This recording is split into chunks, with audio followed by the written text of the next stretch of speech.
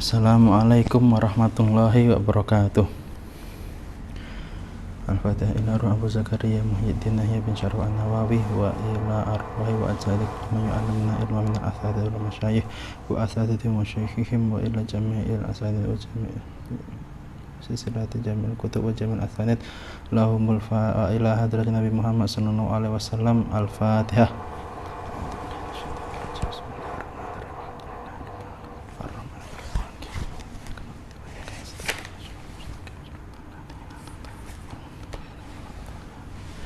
Bismillahirrahmanirrahim. Alhamdulillahirabbil alamin wa bihi nasta'inu ala umuri dunya waddin. Allahumma shalli wa sallim ala sayyidina Muhammadin miftahi babi rahmatillah adada ma fi ilmillah salatan wa salaman daimaini fi dawami mulkillah wa ala alihi wa sahbihi.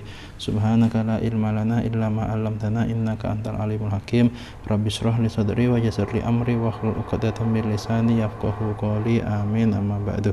Nawaitu ta'alluma wa ta'lim wa tadhakkura wa tadhkir wa naf'a wal intifa' wal ifadah wal istifadah wal khatha ala tamassuki bi kitabillahi wa sunnati rasulih sallallahu alaihi wasallam wa du'a ilal huda wa dalala ala khair ibtigha wajhillahi wa martatihi wa qurbihi wa thawabihi subhanallahu wa ta'ala.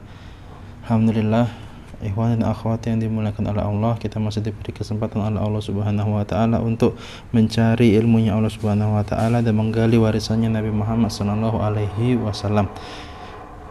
Alhamdulillah, kita masih melanjutkan kajian tentang kitab At-Tibyan, sudah sampai ke bab ketiga.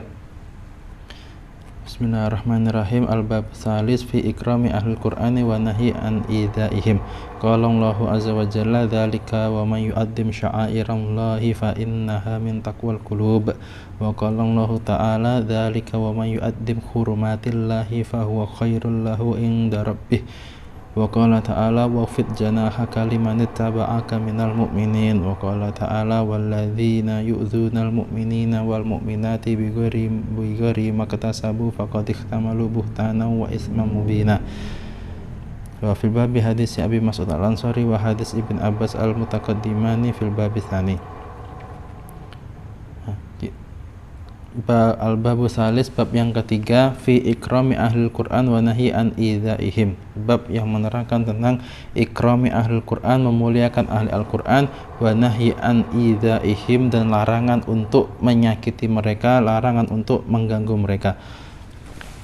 Nah, di awal bab ini Al-Imam Nawawi mengutip beberapa ayat Al-Qur'an yang intinya barang siapa yang menghormati dan memuliakan apa saja yang Allah Subhanahu wa ta'ala muliakan, apa saja yang Allah Subhanahu wa ta'ala agungkan, dan apa saja hal-hal yang menjadi syiar-syiarnya Allah, syiar-syiarnya agama Islam, maka orang tersebut adalah orang yang termasuk min taqwal qulub, hatinya adalah bertakwa. Termasuk hal-hal yang dimuliakan oleh Allah Subhanahu wa taala, hal-hal yang diagungkan oleh Allah, dan termasuk dari syiar-syiar Allah, syiar-syiar agama Islam, yaitu Al-Qur'an. Dan begitu pula orang-orang yang menghafalkan Al-Qur'an, orang-orang yang di hatinya ada Al-Qur'an, maka otomatis orang tersebut dimuliakan oleh Allah, orang tersebut termasuk syiarnya Allah Subhanahu wa taala, maka wajib bagi kita untuk memuliakan mereka dan mengagungkan mereka. Dan kita dilarang oleh Allah Subhanahu wa taala, kita diharamkan oleh Allah Subhanahu wa taala untuk mengganggu dan serta menyakiti orang-orang mukmin, baik itu perempuan dan baik itu laki-laki ataupun perempuan. Kita dilarang oleh Allah Subhanahu wa taala untuk menyakiti mereka, entah itu menyakiti secara zahir atau secara batin, baik itu secara fisik ataupun secara lisan. Dan ini di dalam ayatnya waladina yu'dzunal mu'minina wal mu'minati, itu masih orang-orang mukmin dan orang-orang mukmin yang perempuan ataupun laki-laki, masih orang mukmin saja. Itu sudah diharamkan oleh Allah Subhanahu wa taala. Bagaimana apabila orang mukmin tersebut adalah orang yang di dalam hatinya terdapat Al-Qur'an, orang yang di dalam dirinya menghafalkan Al-Qur'an, satu Al-Qur'an, dan dia menjadi orang yang dimuliakan oleh Allah Subhanahu wa taala, maka akan lebih haram, lebih pedih azabnya apabila ada orang yang berani menyakiti mereka. Kemudian wa an Abi Musa al-Asy'ari radhiyallahu anhu qala Rasulullah sallallahu alaihi wasallam inna min ijlalillahi ta'ala wa ikramati syaibatil muslimi wa hamil qur'ani ghairal ghali fihi wal jafi anhu wa ikramati sultan. Dari Sayyidina Abi Musa al-Asy'ari, beliau berkata, Nabi Muhammad SAW bersabda, inna min ijlalillahi ta'ala, termasuk daripada mengagungkan Allah Subhanahu wa ta'ala, ikramati syaibatil muslim, menghormati orang yang muslim, terutama orang yang sudah tua. Wa hamil qur'ani ghairal ghali fihi wal jafi anhu, dan menghormati hamilul Quran, orang yang menghafalkan Al-Quran, ghairal ghali, yang dia tidak lalai dari hafalan Al-Qurannya, wal jafi anhu, dan juga dia tidak jauh dari hafalan Al-Qurannya. Wa ikramati sultan, dan termasuk juga yang mengagungkan Allah Subhanahu wa ta'ala, yaitu ikramati sultan, memuliakan orang yang memiliki kedudukan, orang yang memiliki posisi di dalam pemerintahan atau seorang pemimpin. Kemudian wa an Aisyah radhiyallahu taala anha qalat amarana Rasulullah sallallahu alaihi wasallam an nunazzilan nasa manazilahum. Dari Sayyidina Aisyah radhiyallahu taala anha, beliau berkata, Nabi Muhammad amarana Rasulullah sallallahu alaihi wasallam, Nabi Muhammad sallallahu alaihi wasallam memerintahkan kepada kami an nunazzilan nasa, untuk menempatkan orang-orang, untuk menempatkan para manusia manazilahum, di tempat mereka sendiri masing-masing, di kedudukan mereka masing-masing. Orang biasa sama seorang ulama jelas berbeda kedudukannya.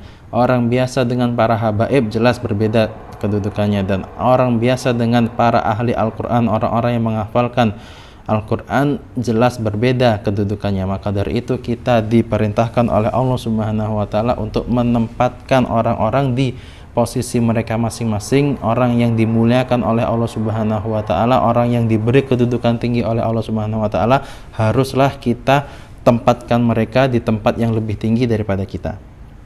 Kemudian wa an Jabir bin Abdullah radhiyallahu ta'ala anhu anna Nabi sallallahu alaihi wasallam kana yajma'u bainar rajulaini min qatla Uhudin summa yaqulu ayyuhuma aktsaru akhdan lil Qur'an fa in usyira ila ahadihima qaddamahu fil lahdi, rawahul Bukhari. Dari Sayyidina Jabir bin Abdullah radhiyallahu ta'ala anhu, beliau meriwayatkan anna Nabi sallallahu alaihi wasallam, dulu Nabi Muhammad sallallahu alaihi wasallam, kana yajma'u bainar rajulaini, dihadapkan dengan dua orang min qatla Uhudin, yang mati syahid pada perang Uhud. Ketika itu Nabi Muhammad sallallahu alaihi wasallam di depan beliau ada dua orang syuhada syuhada di dalam perang Uhud. Kemudian sumayaqulu ayyuhuma aktsaru akhdan lil Qur'an, Nabi Muhammad SAW bertanya, dari dua orang ini mana yang paling banyak mengambil Al-Quran, mana yang paling banyak menghafalkan Al-Quran.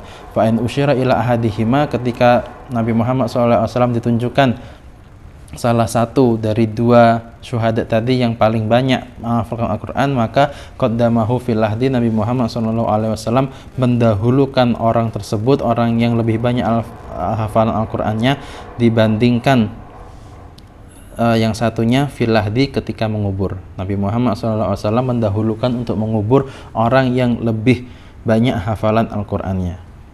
Kemudian wa an Abi Hurairah radhiyallahu ta'ala anhu an Nabi sallallahu alaihi wasallam innallaha azza wa jalla qala man adali waliyan faqad adantuhu bil harbi. Dari Sayyidina Abu Hurairah radhiyallahu ta'ala anhu, bahwasanya Nabi Muhammad sallallahu alaihi wasallam bersabda di dalam hadis qudsi, innallaha azza wa jalla qala, Allah Subhanahu wa ta'ala berfirman, man adzali waliyan faqad adantuhu bil harbi. Man adzali waliyan, barang siapa orang yang menyakiti dan atau mengganggu salah seorang waliku, salah seorang kekasihku, faqad adantuhu bil harbi, maka aku Allah Subhanahu wa ta'ala telah mengizinkan untuk orang tersebut bil harbi, untuk diperangi, untuk dimusuhi. Wa sabata fi sahihaini anhu sallallahu alaihi wasallam anhu qala man shalla subha fa huwa fi dhimmatillahi ta'ala fala yatrubannakumullahu bi syai'in min dhimmatihi. Wa anil imamaini jalilaini Abi Hanifah wal Syafi'i rahimahumullahu qala illam yakunil ulama'u awliya'allahi falaysa lillahi waliyun. Dari Imam Abu Hanifah dan juga Imam Syafi'i, beliau berdua pernah berkata, illam yakunil ulama'u awliya'allahi, kalau misalnya para ulama itu bukan kekasih Allah, falaisa lillahi waliyun, maka Allah Subhanahu wa ta'ala tidak memiliki para wali. Maksudnya, intinya yang namanya walinya Allah Subhanahu wa ta'ala, yang namanya kekasih Allah Subhanahu wa ta'ala pasti adalah seorang ulama, pasti adalah orang yang alim, yang mengetahui syariat-syariatnya Allah Subhanahu wa ta'ala dan mengetahui ilmu-ilmunya Allah Subhanahu wa ta'ala, dan terlebih lagi yaitu seorang ulama, seorang alim yang dia menghafalkan Al-Quran, maka dia pasti adalah walinya Allah. Dan itu sudah menjadi suatu kaidah, seorang wali pastilah alim. Tidak ada yang tidak mungkin seorang wali itu adalah orang bodoh, tidak mungkin seorang wali itu adalah orang yang tidak mengerti syariatnya Allah Subhanahu wa ta'ala. Walaupun ketika kita lihat dohirnya dia bukanlah seorang ulama, dia bukan seorang yang alim, akan tetapi pasti Allah Subhanahu wa ta'ala apabila mengangkat seorang wali, mencintai seorang hambanya, pasti akan diberi ilmu Allah Subhanahu wa ta'ala. Nah, kemudian kan ada kisah-kisah yang banyak tentang ada seorang ahli maksiat, dia tidak pernah melakukan ibadah, nggak pernah sholat, nggak pernah puasa, maksiat terus, apalagi menuntut ilmu, nggak pernah. Kemudian Allah Subhanahu wa ta'ala takdirkan dia karena suatu amal, mungkin dia dijadikan walinya Allah Subhanahu wa ta'ala. Nah, terus kapan belajarnya? Nah, itu Allah Subhanahu wa ta'ala kan maha mampu menjadikan segala sesuatu. Nah, ketika Allah Subhanahu wa ta'ala ingin mengangkat seorang hamba untuk menjadi kekasihnya, untuk menjadi walinya, maka Allah Subhanahu wa ta'ala akan menurunkan ilmu ke dalam wali tersebut. Allah Subhanahu wa ta'ala akan ajarkan orang tersebut ilmunya Allah Subhanahu wa ta'ala dari ilmu laduni, yaitu ilmu langsung dari Allah Subhanahu wa ta'ala. Maka tidak perlu belajar, tidak perlu menuntut ilmu. Ketika Allah Subhanahu wa ta'ala sudah menghendaki orang tersebut menjadi wali, Allah akan langsung ajari dia ilmu, kemudian diangkat oleh Allah Subhanahu wa ta'ala untuk menjadi kekasihnya. Dan ini bukan berarti kita meninggalkan menuntut ilmu, kita masuk kamar, mengunci diri, kemudian sholat, kemudian puasa, beribadah, tasbihan, dzikiran, la ilaha illallah, tahlilan, belas nggak menuntut ilmu. Kemudian kita berharap dengan kita banyak berzikir, banyak ibadah di dalam ruangan tersebut, Allah Subhanahu wa ta'ala akan menjadikan kita seorang wali. Tidak seperti itu, akan tetapi wajib bagi kita untuk menuntut ilmu. Dan insya Allah apabila kita menuntut ilmu dengan ikhlas, dengan sungguh-sungguh, Allah Subhanahu wa ta'ala akan menjadikan kita kekasihnya. Amin ya rabbal alamin. Kemudian qala al-Imamul Hafidz Abul Qasim bin Asakir rahimahullahu, i'lam ya akhi wafaqanallahu wa iyyaka limardatihi wa ja'alana mimman yakhshahu wa yattaqihi haqqa tuqatih. Al-Imam Hafidz Abul Qasim bin Asakir, beliau berkata, i'lam ya akhi, ketahuilah wahai saudaraku, wafaqanallahu wa iyyaka limardatihi, semoga Allah Subhanahu wa ta'ala memberikan taufik kepada kita untuk mendapatkan keridhoannya, wa ja'alana mimman yashahu wa yattaqihi haqqa tuqatih, dan semoga Allah Subhanahu wa ta'ala menjadikan kita orang yang takut kepada Allah Subhanahu wa ta'ala dan bertakwa kepada Allah dengan sebenar-benarnya bertakwa. I'lam, apa yang harus kita ketahui, anna luhumal ulama masmumatun, sesungguhnya luhumal ulama, dagingnya para ulama, masmumatun, beracun. Maksudnya yaitu Allah Subhanahu wa ta'ala apabila ada seorang ulama, seorang kekasihnya Allah Subhanahu wa ta'ala, seorang yang ahli Al-Quran, hafal Al-Quran, apabila orang tersebut kok disakiti, orang tersebut kok diganggu, maka yang kena akibatnya itu yaitu orang yang mengganggu tersebut, orang yang kena bala, orang yang kena adab, pasti orang yang mengganggunya. Seperti itu. Maka diibaratkan seperti masmumatun, beracun. Wa adatullahi fi hadki astari muntakisihim maklumatun, dan adatullahi, dan apa yang Allah perlakukan, fi hadki astari muntakisihim, kepada orang-orang yang berani mencela mereka, maklumatun, sudah diketahui. Seperti yang di hadis qudsi tadi, barang siapa yang mengganggu, barang siapa yang menyakiti walinya Allah Subhanahu wa taala, barang siapa yang menyakiti para ulamanya Allah Subhanahu wa taala, maka dia akan dimusuhi oleh Allah Subhanahu wa taala. Wa anna man atlaqa lisanahu fil ulama'i bisalbi, dan sesungguhnya orang atlaqa lisanuhu, yang menggunakan lisannya, fil ulama'i, kepada para ulama, bisalbi, dengan aib, dengan mencela mereka, ibtalahullahu ta'ala qabla mautihi bimautil qalbi. Allah Subhanahu wa taala akan memberikan dia matinya hati sebelum mati jasadnya dia. Orang yang berani membeberkan aibnya seorang ulama, berani mencela seorang ulama, berani mengejek seorang ulama, maka Allah Subhanahu wa taala akan jadikan hatinya mati, hidayah tidak akan masuk ke dalam hatinya dia, dan akan terus seperti itu sampai dia Allah Subhanahu wa taala akan berikan dia matinya hati sebelum mati jasadnya dia. Orang yang mati hatinya, nasihat itu akan mental, dia tidak akan masuk, nasihat tidak akan masuk ke dalam dirinya, mau'idah hasanah, hadis, Quran, zikir tidak akan masuk ke dalam hatinya, karena hatinya telah mati, dan nanti ketika meninggal dalam keadaan hati yang sudah mati, dia akan diadab oleh Allah Subhanahu wa taala. Kemudian bab yang keempat, al-babur qala al-musannifu rahimahullahu taala wa nafa'ana bihi fi ulumi fid darain amin. Al-babur rabi' fi adabil muallimil qur'ani wa muta'allimihi. Hadzal babu ma'al babaini ba'dahu maksudul kitabi wa huwa tawilun muntashirun jiddan, fa inni usyira ila maqasidihi mukhtasiratan fi fusulin liyasuhula hifduhu wa dabtuhu insyaallah taala. Bab al-babur rabi', bab keempat, fi adabil muallimi, yang menjelaskan tentang adab-adab orang yang mengajarkan Al-Qur'an, wa muta'allimihi, dan orang-orang yang belajar Al-Qur'an. Hadzal bab ini ma'al babaini ba'dahu, dan juga dua bab setelahnya, bab ke-5 dan ke-6. Maksudul kitab adalah tujuannya ditulis kitab ini, kitab At-Tibyan. Wa huwa tawilun muntashirun jiddan, dan pembahasan bab keempat, 5 dan 6 ini tawilun, panjang, muntashirun, luas, jiddan, sekali.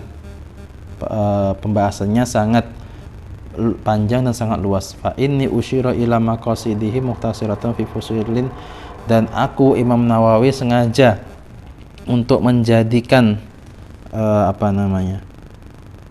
pembahasan ini fi fusulin dalam bentuk beberapa fasal, di dalam beberapa pasal, liyashula hifduha,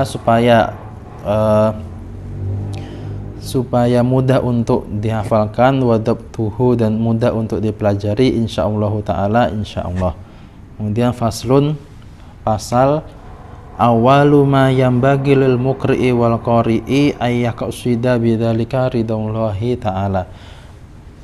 Awaluma, pertama kalinya sesuatu, yang bagi yang seharusnya dilakukan, lil muqri', bagi orang yang mengajarkan Al-Qur'an, wal qari', dan orang yang belajar Al-Qur'an, ayaqsida, mereka berdua bertujuan, bidzalik, dengan Al-Qur'an tersebut, dengan belajar dan mengajar Al-Qur'an, ridaullahi ta'ala, berharap ridha Allah Subhanahu wa ta'ala. Qala Allah ta'ala, wa ma umiru illa liya'budullaha mukhlishina lahuddina hunafa'a wa yuqimus salata wa yu'tuz zakata wa dzalika dinul qayyimah. ay al-millah al-mustaqimah. Nah, pertama-tama yang diharuskan bagi seseorang yang bagi orang yang mengajarkan ilmu dan mempelajari ilmu, dan terlebih lagi orang yang mengajarkan Al-Quran dan mempelajari Al-Quran, yaitu dia berniat untuk mendapatkan ridha Allah Subhanahu wa ta'ala. Maksudnya diharuskan bagi mereka untuk ikhlas di dalam mengajarkan dan mempelajari Al-Quran. Wa ma umiru illa liya'budullaha mukhlishina. Kemudian wa fis shahihaini an Rasulillah sallallahu alaihi wasallam innamal a'malu binniyati wa innamal likulli imri'in ma nawa. Di dalam Sahih Bukhari dan Muslim, Nabi Muhammad SAW bersabda, innamal a'malu, hanya saja amal-amal itu binniyati, tergantung niat-niatnya, wa innamal likulli imri'in ma nawa, dan hanya saja segala sesuatu itu likulli imri'in ma nawa, hanya saja seseorang itu akan mendapatkan apa yang dia niati. Sama seperti kitab Ta'lim Muta'alim, yang pertama harus dilakukan di dalam mempelajari ilmu, yaitu mengatur niatnya, diniati dengan niat yang baik-baik dan jangan sampai diniati untuk hal dunia. Rawaina an Ibni Abbasin qala innama yu'ta rajulu ala qadri niyatihi wa an ghairihi innama yu'ta nasu ala qadri niyatihim. Dari Sayyidina Ibn Abbas, Nabi Muhammad SAW pernah bersabda, enggak ding. Wa rawaina an Ibni Abbas, diriwayatkan dari Sayyidina Ibnu Abbas, beliau pernah berkata, innama yu'tar rajulu an qadri niyati, hanya saja seseorang itu akan diberi ala qadri niyatihi, seukuran bagaimana niatnya. Wa an ghairihi, dan dari selain Sayyidina Ibnu Abbas ada yang mengatakan innama yu'tona su'ala qadri niyatihim, hanya saja diberi itu manusia ala qadri niyatihim, atas kadar niat-niat mereka, sama aja. Nah, ketika seseorang hendak melakukan sesuatu, maka seyogyanya dia diniati yang banyak, diniati baik-baik dan juga banyak, nggak cuma niat satu tok. Karena yang namanya niat ini bisa istilahnya melipat gandakan pahala walaupun dari suatu amal, walaupun amal yang dilakukan hanya satu. Misalnya ketika seseorang masuk masjid, dia di kitab Jawahirul Lu'lu'iyah Syarah Arba'in Nawawiyah, di situ diterangkan apabila seseorang masuk masjid, dia hendaknya niat, pertama niat i'tikaf, kemudian dia niat menunggu sholat jamaah, kemudian dia niat untuk menjaga pandangan, menjaga pendengaran dari hal-hal yang diharamkan oleh Allah Subhanahu wa taala. Dia masuk masjid dengan niat memakmurkan masjid Allah Subhanahu wa taala dengan berzikir. Walaupun dia pekerjaannya cuma satu, dia masuk masjid, akan tetapi karena dia diniati yang banyak-banyak, yang baik-baik, maka pahalanya akan dilipat gandakan oleh Allah Subhanahu wa taala. Innama yu'tar rajulu ala qadri niyatihim, hanya saja seseorang itu akan diberi oleh Allah Subhanahu wa taala ala qadri niyatihi, dengan kadar sebagaimana niat-niatnya dia. Maka dari itu kita dulu ketika masih belajar di pondok, diwanti-wanti oleh guru-guru kita, apabila kalau kita mau ingin melakukan sesuatu, pertama kita niat-niati yang baik-baik dulu. Kemudian ketika habis niat kita, maka kita niati dengan nawaitu kamana wa aslafuna solihun. Saya berniat sebagaimana niat-niat para salaf kita, sebagaimana niatnya orang-orang soleh yang terdahulu, sebagaimana mereka berniat.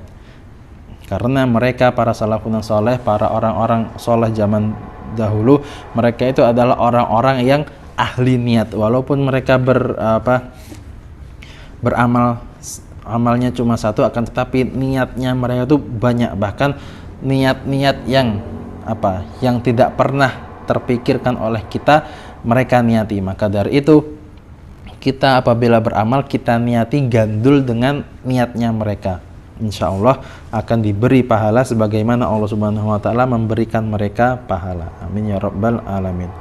Kemudian wa rawaina anil Ustadzil Abul Qasim Al-Qushairi rahimahullahu ta'ala qala al-ikhlasu ifradul haqqi an fit ta'ati bil qasdi wa huwa ayurida bi ta'atihi at-taqarruba ilallahi ta'ala duna syai'in akhar min tasannu'in li makhluk aw iktisabi mahmadatin inda nasi aw mahabbati madhin minal khalqi aw ma'na minal ma'ani siwa taqarrubi ilallahi ta'ala. Wa qala yasihu ayyu qala al-ikhlasu tasfiyatul fi'li an mukhaladatil makhlukin. Al-Imam Abul Qasim Al-Qushairi beliau mengatakan ikhlas itu ifradul haqqi fi ta'ati bil qasdi. Apa ya? Ifradul haqqi, menyendirikan Allah Subhanahu wa Ta'ala fit ta'ati, di dalam ketaatan, bil qasdi, dengan tujuan atau dengan niat.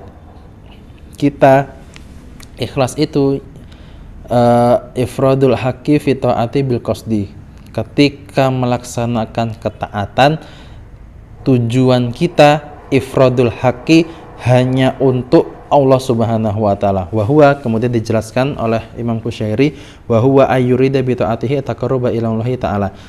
Ketika kita wa huwa, ikhlas itu ayyurida, dia bermaksud bi ta'atihi, dengan ketaatan yang dia lakukan, at-taqarruba ila Allah Ta'ala, dia niatkan untuk taqarruba ila Allah Ta'ala, mendekatkan diri kepada Allah Subhanahu wa Ta'ala, duna syai'in akhar, bukan dengan tujuan yang lain, bin tasannu'il makhluki, daripada tasannu, dibuat-buat supaya dilihat oleh para makhluk, awiktisabi mahmadatin indanasi, atau dia melakukan ketaatan tersebut mencari pujian dari manusia, au mahabbati madhin minal khalqi, atau supaya hati orang tertarik kepada dia, hati para makhluk cinta kepada dia, au makna minal ma'ani, atau tujuan-tujuan yang lain, siwa taqarrubi ilallahi ta'ala, selain tujuan mendekatkan diri kepada Allah Subhanahu wa Ta'ala.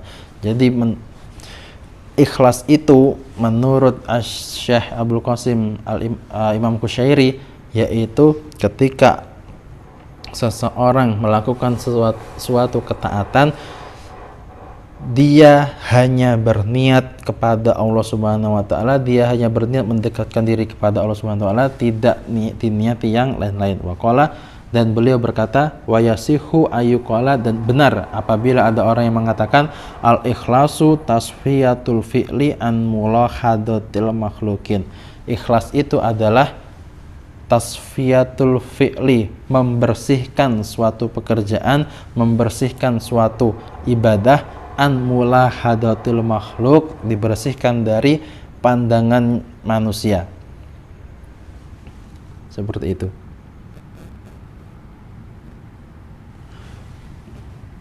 Kemudian an Hudzaifah al-Mur'ishi rahimahullahu ta'ala, al-ikhlasu istiwa'u af'alil abdi fit dhahir wal batin. Kemudian ikhlas menurut Imam Hudzaifah al-Mur'ishi, ikhlas itu adalah istiwa'u af'alil abdi fit dhahir wal batin. Istiwa, sama, af'alul abdi, pekerjaan seorang hamba, ibadahnya seorang hamba, fit dhahir, baik itu di dhahir, tampak, baik itu dalam keadaan tampak, wabatin, atau dalam keadaan tersembunyi-sembunyi. Nah, ikhlas itu menurut Syekh Hudzaifah al-Mursi yaitu ketika orang melakukan suatu ibadah, ketika orang melakukan suatu pekerjaan ketaatan, maka mau dia melakukannya di tempat yang ramai atau di tempat yang sepi, mau dilakukan dia bareng-bareng atau cuma sendirian, mau dia melakukan pekerjaan tersebut di masjid atau di dalam rumah, maka ibadahnya itu sama saja, nggak ada yang beda, mau dia di luar mau di dalam, tetap sama, maupun dia rame atau cuma sendirian dia tetap sama. Contohnya ada ketika seseorang sholat sunnah qobliyah di masjid, dia gunakan sunnah-sunnahnya, dia lamakan berdirinya, dia baca surat, kemudian tasbih ketika sujud, ketika ruku dia baca. Nah, akan tetapi ketika dia sholat di rumah, belas sunnah-sunnahnya itu nggak ada yang dia lakukan. Dia ketika sholat sunnah di rumah, dia cuma mengerjakan yang wajib-wajib saja, nggak baca surat, nggak baca tasbih, kemudian rukuk sujud sama i'tidalnya hanya sekadar tumakninah, nggak dibaca sunnah-sunnahnya. Nah, ibadahnya sama-sama sholat sunnah, akan tetapi ketika dia lakukan di masjid sama di rumah, ada bedanya, kualitasnya beda. Nah, maka dari itu orang yang melakukan seperti itu tidak dianggap orang yang ikhlas menurut Imam Hudzaifah Al-Mur'isy. Insyaallah sampai sini dulu. Semoga kita diberikan oleh Allah Subhanahu wa taala ilmu yang berkah, ilmu yang manfaat, ilmu yang menjadikan hati Nabi Muhammad SAW gembira, dan ilmu yang menjadikan Allah Subhanahu wa taala ridha kepada kita. Amin ya rabbal alamin. Al-Fatihah.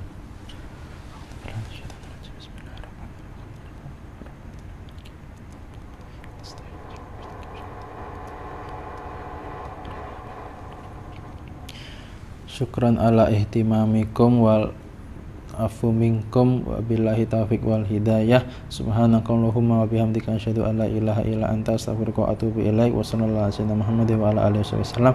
Walhamdulillahirabbil alamin. Assalamualaikum warahmatullahi wabarakatuh.